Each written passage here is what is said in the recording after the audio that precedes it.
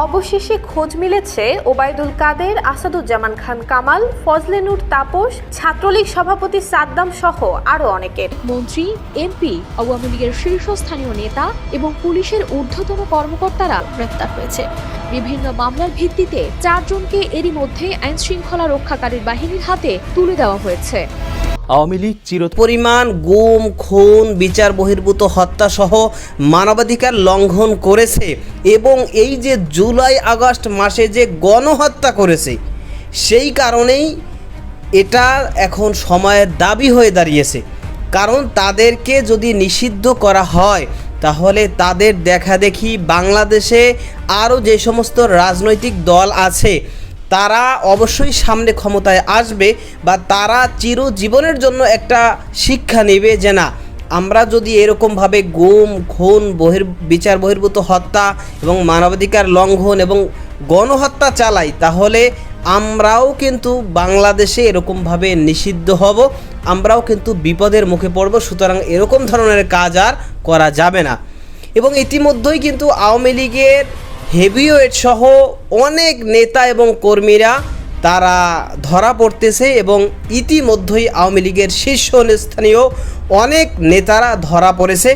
তো দর্শক, এ বিষয়ের কিছু অংশ ভিডিওর শুরুতে শিরোনামে আপনারা দেখে এসেছেন, বিস্তারিত দেখবেন পুরো ভিডিও জুড়ে। এই বিষয়গুলো দেখার পূর্বে আপনাদের একটা অনুরোধ করব, যারা আমাদের চ্যানেলে নতুন আসছেন চ্যানেলটি সাবস্ক্রাইব করে অল ক্লিক করে বেল আইকনটি চালু করে দিবেন, তাহলে নিত্য নতুন পরিবেশন করা আলোচিত সংবাদগুলো অটোমেটিকভাবে আপনারা পেয়ে যাবেন। দর্শক চলুন আমরা দেখব যে আওয়ামী লীগের যে হেভিওয়েট নেতারা তারা যে নতুন করে ধরা পড়েছে সেটা আমরা দেখার পূর্বে প্রথমে একটু দেখব যে গুলিতে নিজের ছেলে মারা গেলেও কখনো কখনো এমনও শোনা যায়, থাক আল্লাহ বিচার করবেন, ছেলে কি আর ফেরত পাবো।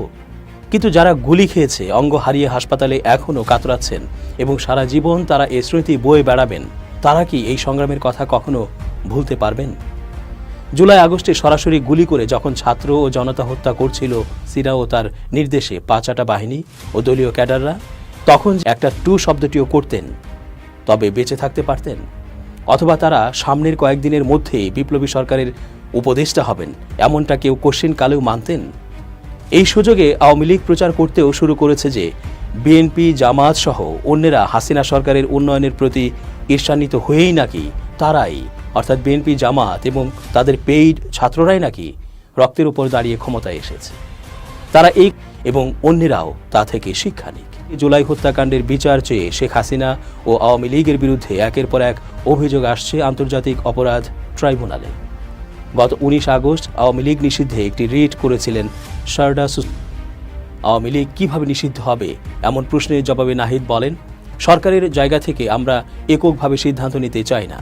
এসব জাতীয় বিষয়ে সিদ্ধান্ত নেওয়ার আগে অন্যান্য রাজনৈতিক দলগুলোর এই বিষয়ে মতামত নিয়ে সিদ্ধান্ত নেওয়া হবে। সব রাজনৈতিক দলগুলোর ঐক্যমত্য হলেই আওয়ামী লীগের রাজনীতি নিষিদ্ধ করা হবে।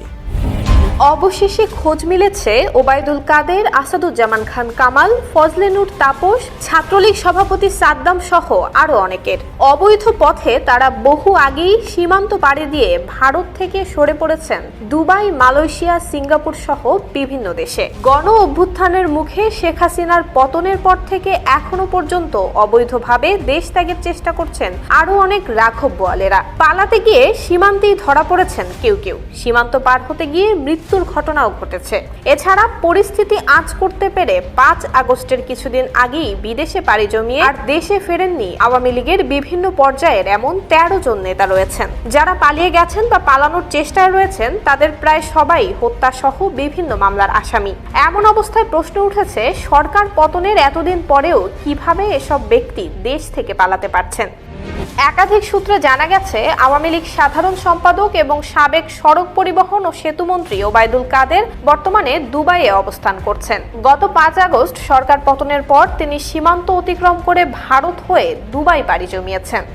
গত সপ্তাহে সাবেক স্বরাষ্ট্রমন্ত্রী আসাদুজ্জামান খান কামাল, সাবেক বস্ত্র এবং পাট মন্ত্রী জাহাঙ্গীর কবির নানক, আওয়ামী লীগের যুগ্ম সাধারণ সম্পাদক সাবেক সংসদ সদস্য আফম বাহাউদ্দিন নাসিম সীমান্ত পাড়ি দিয়েছেন। আর 5 আগস্টের ঠিক পরপরই দেশ ত্যাগ করেছেন সাবেক পররাষ্ট্রমন্ত্রী হাসান মাহমুদ, সাবেক স্থানীয় সরকার মন্ত্রী মোহাম্মদ তাজুল ইসলাম, সাবেক শিক্ষামন্ত্রী মহিবুল হাসান চৌধুরী নওফেল, সাবেক তথ্য প্রতিমন্ত্রী মোহাম্মদ আলী আরাফাত, সাবেক সংসদ সদস্য আলাউদ্দিন আহমেদ নাসিম এবং আলোচিত আওয়ামী লীগ নেতা এবং নারায়ণগঞ্জের সংসদ সদস্য শামীম ওসমান সহ আরো অনেকে। আওয়ামী লীগের যুগ্ম সাধারণ সম্পাদক মাহবুবুল আলম হানিফ, সাবেক মন্ত্রী রেজাউল করিম সহ আওয়ামী লীগের কেন্দ্রীয় বেশ কয়েকজন নেতার দেশ ছাড়ার গুঞ্জন রয়েছে, তবে তাদের বর্তমান অবস্থান এখনো নিশ্চিত করা যায়নি। অন্যদিকে ঢাকা দক্ষিণ সিটি কর্পোরেশনের মেয়র শেখ ফজলে নূর তাপস 3 আগস্ট রাতে পরিবার সহ দেশ ছাড়েন। তিনি ঢাকা থেকে সিঙ্গাপুরে যান। তাপসের ভাই যুবলীগের চেয়ারম্যান শেখ ফজলে শামস পরশ সরকার পতনের কয়েকদিন আগে গত 31 জুলাই যুক্তরাষ্ট্র থেকে দেশে ফিরেছিলেন। জানা গেছে তিনি বর্তমানে বাংলাদেশে রয়েছেন। সাবেক অর্থমন্ত্রী আহম মুস্তফা কামাল সপরিবারে রয়েছেন সিঙ্গাপুরে। এই তালিকায় আরো রয়েছেন ছাত্রলীগের সভাপতি সাদ্দাম হোসেন, সাধারণ সম্পাদক শেখ ওয়ালি আসিফ ইনান, ঢাকা বিশ্ববিদ্যালয় ছাত্রলীগের সভাপতি মাজহারুল কবির শয়ন, ঢাকা মহানগর উত্তর ছাত্রলীগের সভাপতি রিয়াজ মাহমুদ, যুবলীগের প্রচার এবং প্রকাশনা সম্পাদক জয়দেব নন্দী সহ আরো অনেকে। 5 আগস্টের পর দেশ ছেড়েছেন আওয়ামী লীগের এমন অন্তত 15 কেন্দ্রীয় নেতা, সাবেক মন্ত্রী এবং সংসদ সদস্য। অবৈধ পথে দেশ ছাড়ায় ইমিগ্রেশন বিভাগের নথিতে তাদের দেশ ত্যাগের কোনো তথ্য নেই। বাইরে আওয়ামী লীগ, যুবলীগ, ছাত্রলীগ এবং অন্যান্য সংগঠনের সাবেক এবং বর্তমান নেতাদের মধ্যেও অন্তত 27 জনের দেশ ছাড়ার খবর পাওয়া গেছে। তবে ধারণা করা হচ্ছে দেশ ছেড়ে পালানো ব্যক্তিদের প্রকৃত সংখ্যা হতে পারে কয়েকশো। জুনায়েদ আহমেদ পলক, আওয়ামী লীগের সালমান এফ রহমান সহ আরও অনেক শীর্ষস্থানীয় নেতৃবৃন্দ তারা কিন্তু ইতিমধ্যেই গ্রেফতার হয়েছে। তবে তারা গ্রেফতার হওয়া সত্ত্বেও বর্তমানে যে সমস্ত এর আগে যে সমস্ত হেভিওয়েট নেতা ছিল, বিশেষ করে ওবায়দুল কাদের, তারপরে কামাল উদ্দিন স্বরাষ্ট্রমন্ত্রী, এরপরে খেলা হবে খ্যাত শামীম ওসমান, তারপরে আরও যত হেভিওয়েট নেতারা ছিল তারা কিন্তু যেভাবে হোক দেশ ছেড়ে পালিয়ে গেছে।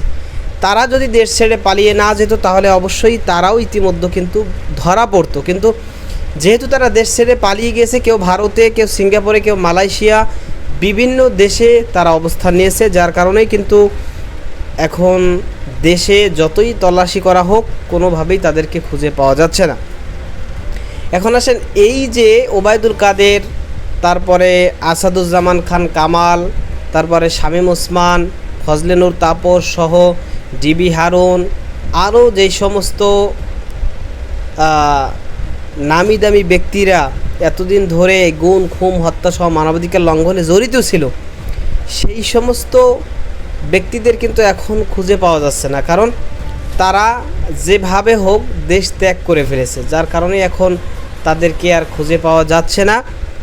বাংলাদেশের অভ্যন্তরে যারা রয়েছে তাদেরকে মাঝে মাঝেই তারা পড়তেছে এবং তাদের সম্পর্কে আমরা জানতেছি। তো এই হচ্ছে একটা বিষয়। আর একটা হচ্ছে বর্তমানে যে আওয়ামী লীগকে নিষিদ্ধ করা বা না করা নিয়ে বিভিন্ন প্রশ্ন কিন্তু এখন উঠতেছে এবং অনেক মহল তারা বলতেছে যে আওয়ামী লীগকে নিষিদ্ধ করা উচিত। তো কতদিনের জন্য, চিরদিনের জন্য নাকি কিছু দিনের জন্য? তো অনেকেই চিরদিনের জন্য নিষিদ্ধ দাবি করতেছেন, আবার রাজনৈতিক বিশ্লেষক যারা তারা কিন্তু বলতেছেন যে আওয়ামী লীগকে 10 বছর নিষিদ্ধ করা উচিত, যেহেতু তারা গুম, খুন, হত্যা সহ মানবাধিকার লঙ্ঘনের সাথে জড়িত, সেই কারণে। এবং সামনেও অর্থাৎ এমন একটা আইন এখন করতে হবে যেটার মাধ্যমে যদি কেহ এরকম গুম, খুন, হত্যা সহ মানবাধিকার লঙ্ঘনের সাথে জড়িত থাকে, তো সেই ক্ষেত্রে তাদেরকে কমপক্ষে যেন 10 বছরের জন্য নিষিদ্ধ ঘোষণা করা হয়। এখন আওয়ামী লীগ এর বিরুদ্ধে যদি আসলে নিরপেক্ষভাবে তদন্ত করা হয় তাহলে এই অভিযোগে তারা অভিযুক্ত হয়ে যাবে।